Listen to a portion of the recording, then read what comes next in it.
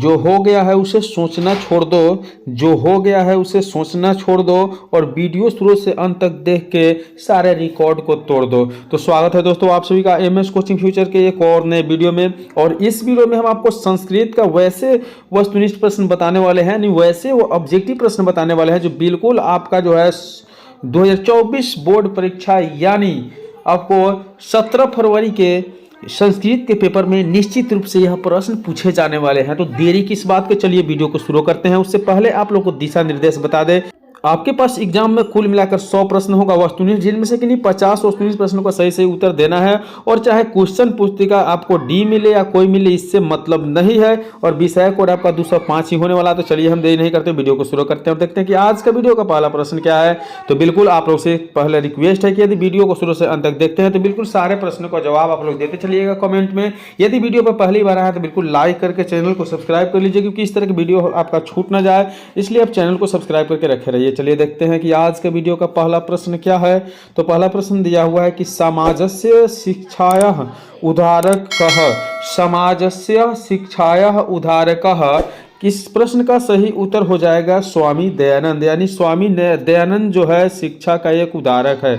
अगली प्रश्न यानी दो नंबर प्रश्न देखते हैं, दिया हुआ है कस्य प्रचार दयानंदः करोत, कस्य प्रचार दयानंद अकरोत।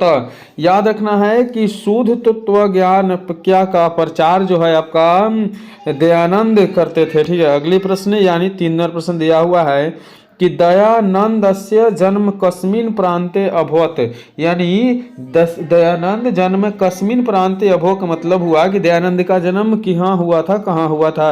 तो याद रखना है कि गुजरात प्रांते दयानंद जन्म से कस्मिन् प्रांते, यानी गुजरात में जो है दयानंद का जन्म हुआ था। अगली प्रश्न 4 नंबर प्रश्न दिया हुआ है कि दयानंदस्य रचना को अस्ति, दयानंद के द्वारा लिखा हुआ क्या है इसमें से। तो याद रखना है कि सत्यार्थ प्रकाश जो है दयानंद के लिखा हुआ एक रचना है। बिल्कुल यदि इस YouTube चैनल को अभी तक सब्सक्राइब नहीं किया तो बिल्कुल सब्सक्राइब करके बेल आइकन को जरूर प्रेस कर लीजिए और इस तरह की वीडियो को आप बिल्कुल लाइक करके दोस्तों के साथ शेयर करना ना भूले। तो चलिए हम देखते हैं 5 नंबर प्रश्न, जो बहुत इंपॉर्टेंट प्रश्न है आपके बोर्ड एग्जाम के लिए। दिया हुआ है कि व्याघ्र पथिक कथयाम कस्य दुष्परिणाम प्रकटित, यानी व्याघ्र पथिक था जो किस प्रभाव से जो था। तो याद रखना है कि लोभास्य, यानी लोभी था। क्या था? लोभी था। अगली प्रश्न यानी 6 नंबर प्रश्न देखेंगे, दिया हुआ है कि पशु पक्षी तथा मूल्यम केसाम शिक्षार्थ भवति। तो याद रखना है कि मानवनम शिक्षार्थ जो है भवति। ठीक है, अगली प्रश्न यानी 7 नंबर प्रश्न देखेंगे, दिया हुआ है कि व्याघ्रस्य हस्ते किम अस्ति, व्याघ्रस्य हस्ते किम अस्ति।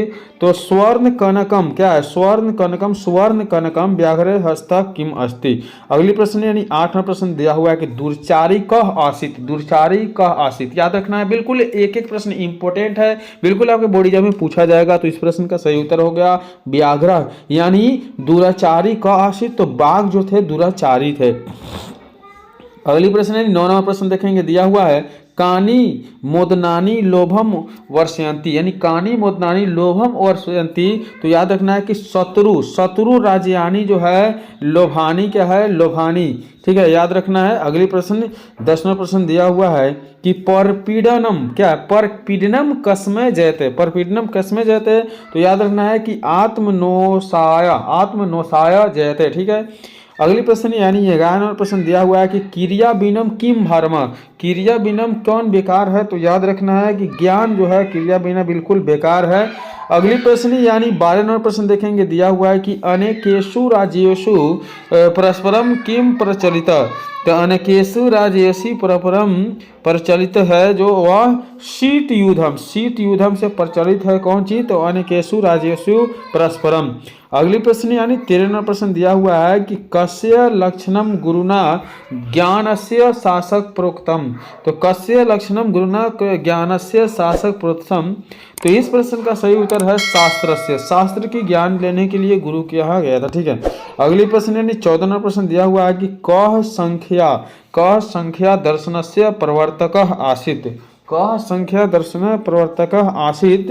तो इस प्रश्न का सही उत्तर कापिला के लिए दर्शन के लिए क्या थे? आसित थे। ठीक है, अगली प्रश्न यानी 15वां प्रश्न दिया हुआ है कि दान धातु का रूप लट लकार प्रथम पुरुष का एक वचन में होगा।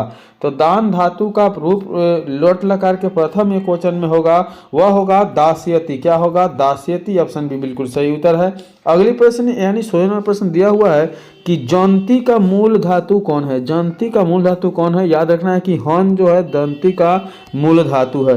अगली प्रश्न 17वां प्रश्न दिया हुआ है, नयेत क्रियापद में मूल धातु क्या होगा? नयेत क्रियापद में मूल धातु क्या होगा? तो मूल धातु नी होगा, बिल्कुल याद रखना है। अगले प्रश्न यानी 58वां प्रश्न दिया हुआ है कि वर्तनते में मूल धातु है। वर्तनते में मूल धातु कौन है? तो याद रखना है कि वृत्त जो है आपका मूल धातु है। अगले प्रश्न 19वां प्रश्न, बिल्कुल एक एक प्रश्न इंपॉर्टेंट है तो वीडियो को शुरू से अंत तक जरूर देख लीजिएगा। दिया हुआ है 19वां प्रश्न की तिष्ठ में मूल धातु क्या है? तिष्ठ में मूल धातु क्या है? याद रखना है कि आस्था जो है तिष्ठ में मूल धातु है।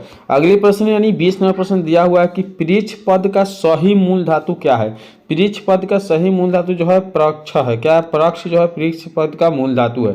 अगले प्रश्न यानी 21वां प्रश्न दिया हुआ है कि मंगलम पाठस्य रचनाकर कह आसित। मंगलम पाठ्य रचनाकर का अस्तित्व यानी मंगलम पाठ के लेखक का कौन है? तो याद रखना है कि महर्षि वेद व्यास मंगलम पाठ्य से रचनाकर अस्तित्व। ठीक है। अगले प्रश्न की ओर बढ़ेंगे। 22वां प्रश्न दिया हुआ है कि उपनिषद कस्य अंतिम भागे अस्ति। उपनिषद कस्य अंतिम भागे अस्ति। तो याद रखना है कि वैदिक वांग क्या है? वैदिक वांग मत्स्य। ठीक है। अगले प्रश्न यानी 23वां प्रश्न देखेंगे। दिया हुआ है 23वां प्रश्न कि कूट क्या है? कूट निम्न काव्य से रचनाकर कह। मतलब कूट निम्न काव्य से किसकी लिखी हुई रचना है? तो याद रखना है कि दामोदर गुप्त के द्वारा लिखा हुआ रचना है। 24वां प्रश्न है कि कस्य महापुरुषस्य जन्मस्थानम पाटलिपुत्रे अस्ति। कस्य महापुरुषस्य जन्म स्थानम पाटलिपुत्र अस्ति। याद रखना है कि गुरु गोविंद सिंह का जन्म जो है पाटलिपुत्र में है। अगले प्रश्न यानी 25वें प्रश्न की ओर बढ़ेंगे। देखेंगे 25वां प्रश्न दिया हुआ है कि कस्य काले पाटलिपुत्रस्य कस्य काले पाटलिपुत्रस्य रक्षा व्यवस्था संपन्नम आसीत्। कस्य काले पाटलिपुत्रस्य रक्षा व्यवस्था संपन्न आसीत्। इस प्रश्न का सही उत्तर है चंद्रगुप्त मौर्यस्य। चंद्रगुप्त मौर्यस्य जो है रक्षा कालीन पाटलिपुत्र का। ठीक है। अगली प्रश्न यानी 26वां प्रश्न दिया हुआ है कि पाटलिपुत्रम कस्य तटे अस्ति। पाटलिपुत्रम किस तट पे अवस्थित है? तो याद रखना है कि गंगा नदी के किनारे पाटलिपुत्र यानी पटना स्थित है। अगली प्रश्न 27वां प्रश्न दिया हुआ है कि परा शब्दस्य अर्थ किम अस्ति। परा शब्द से अर्थ का क्या होता है? तो परा का मतलब होता है श्रेष्ठ। श्रेष्ठ जो है परा शब्द का अर्थ अस्ति। अगले प्रश्न 28वां प्रश्न दिया हुआ है कि भारत से महिमा कौन गीयते। भारत का महिमा कौन गाता है? तो सर्वत्र। ऑप्शन सी यानी सर्वत्र यानी सभी लोग जो है भारत का महिमा को गाते हैं। अगले प्रश्न 29वां प्रश्न दिया हुआ है कि भारत महिमा आधुनिक गीत से रचनाकर कौन? भारत महिमा गीत के रचनाकर कौन है? याद रखना है कि डॉक्टर उमाशंकर शर्मा जो है भारत महिमा के गीत के रचनाकर है। अगली प्रश्न 30वां प्रश्न दिया हुआ है कि कति पुराणानि सन्ति। कति पुराणानि सन्ति। तो इस प्रश्न का सही उत्तर है अष्टादश पुराणानि सन्ति।